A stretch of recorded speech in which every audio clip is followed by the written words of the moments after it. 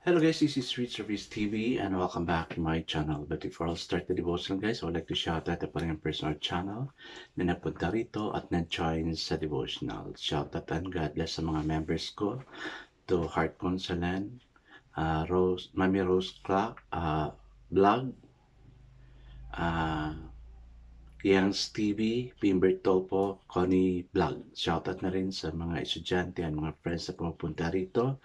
Shoutout kay Friends Shendol, Blessary Chavez, Ben Lawrence Chonko, Micaela Lazaro, Nathaniel Abilia, Mary Jane Esparis, Ashley Moreno, Trixie Claire, Leah Alcolar, Alvin Jean Walo, Alan Liagas, Kim Sari Incason, Neil Bisnar, Samantha Camille, Kyle Dawajas, Hilia Risoroso, Rosa Rosso, Dale Ramos, Lirian Lubitos, Sunshine Morga, Kim Lago, James Igot, Hart Ponsalan, Mami Rose, Crop, Yan Stevie, Michael Aburita, Connie Blog, Pingbert Tolpo, Retro Blog, Jocelyn Studio, SSC TV of Korea, and Von, Anthony Van Moria, Andri Pacoteco. Shoutout na rin sa mga hindi nakisakay na manood at makinig sa devotional, but still napunta pa rin dito para manood at makinig sa devotional.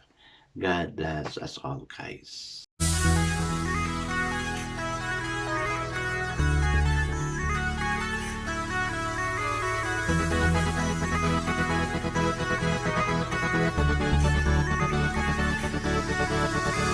Rich TV, where you heard it, number one is on the top. Good advice is they'll never stop. Rich TV, where you heard it, number one is on the top. Good advice is they'll never stop. Hello guys, sa mga nagbabakasyon dyan, no, sa mga estudyante, lubos-lubosin na natin yung bakasyon natin kasi malapit na rin yung pasukan, no? So, let's enjoy helping our parents na matuwa din sila, particularly doing the household chores, no? Sana sa mga estudyante ko na mga nag-graduate, nakakuha kayo ng choice yun talaga na kurso, no? Kasi the best na choice is yung choice yun talaga, hindi yung suggestion ng parents. Kasi if it's the suggestion of the parents, then sometimes you are being wayward to your dream. Kaya mga parents naman, let's understand our children. No? Shout out sa mga ka-YouTuber ko na gabi ang kayod. My friend, mga kapatid, no, I'm always praying for you. I guess let's now proceed to our devotional. Let's open our Bible to Hosea chapter 6, verses 1 to 11. Still guys, I'm using the devotional study Bible because the words used is so simplified na maintindihan talaga natin. What I'm reading is about the Israel unrepentant. Akala ko ba nagrepent na sila? No? Gabi talaga yung Israel. Hardened talaga yung ano nila, no? Yung puso nila kasi repent now, sin na naman, repent, sin. Parang ganun yung ano nangyayari sa kanila.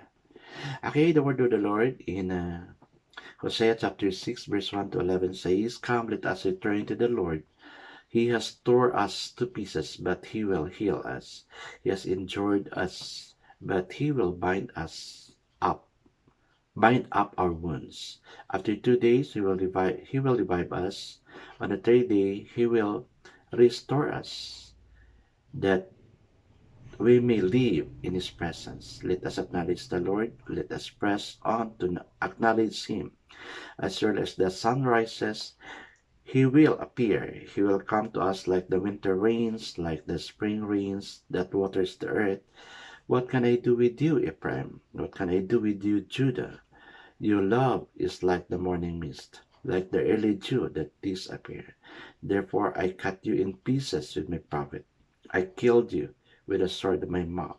My judgment flashed like lightning upon you. For I desire mercy, not sacrifice, and acknowledge of God rather than burnt offering.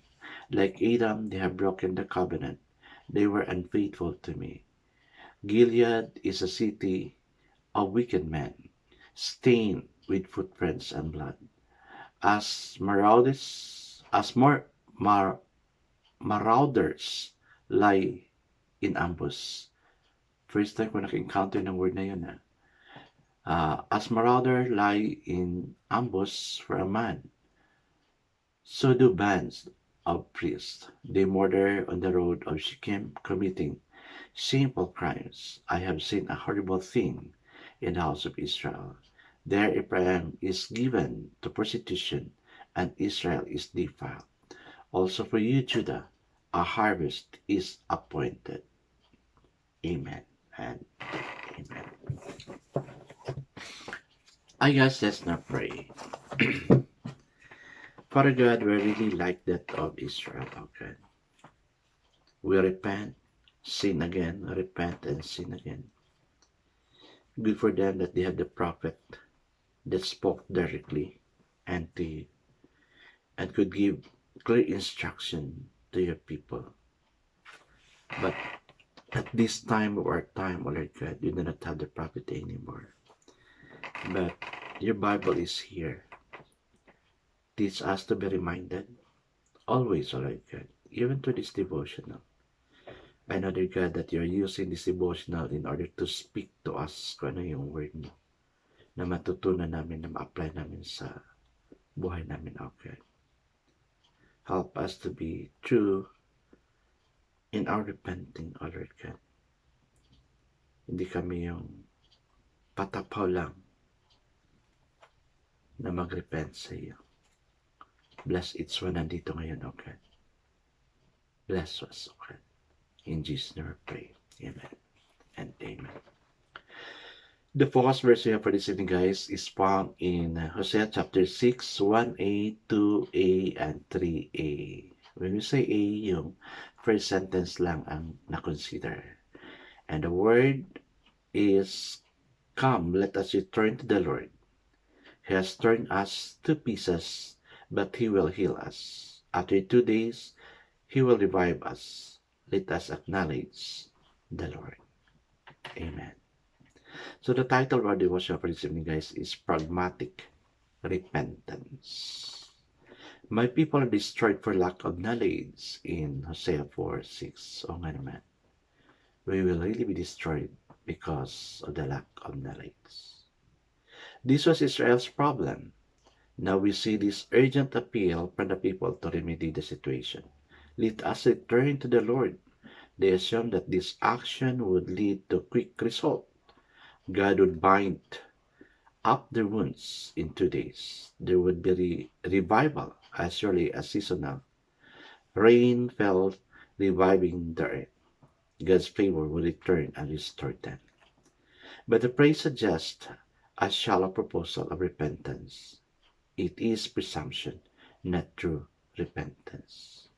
Israel had no inkling of the depth of its sins. The people then turned away from idols, lament their sins, or promised to make changes. They were only after the material benefit that God gave. God was not deceived by Israel's superficial repentance. He points out that their declaration of love isn't steadfast, for its last no longer than morning mist and pre-dawn dew. So binasa natin sa chapter 6, verse 4. It has no substance. What matters to God aren't just sacrifices or offering. So binasa natin sa verse 6. While these are not unimportant, they are a God-given means of grace in and through which Israel's sins could be forgiven. It is repentance that is required for the sacrifices to be effective, according to Leviticus 5:5. Yes, guys, I'm so guilty about that also because I know I'm a sinner, but sometimes yung pag-repent ko is patapaw, no? Kaya para lang tayong na-describe tayo sa morning mist, no? Yung yamog na pag umaraw na nawawala na yung yamog, parang patapaw lang talaga, no? What God wants us to is yung repentance talaga, na true repentance. Taos pusong repentance, no?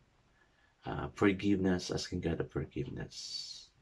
Okay, guys, let's not wait for a problem to come before we repent.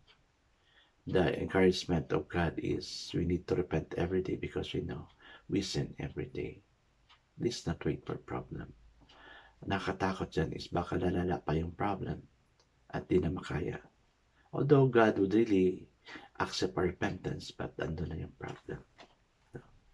Kaya, kapit tayo kay Lord. Let's always ask God of forgiveness. Wala tayong magawa. God natin siya. He is the most powerful God para mapunta tayo sa kingdom niya. I guess let's now pray. Oh God, you won't despise a broken and a contrite heart. If we unknowingly sin against you, help us to truly repent by making the need change. Amen and amen.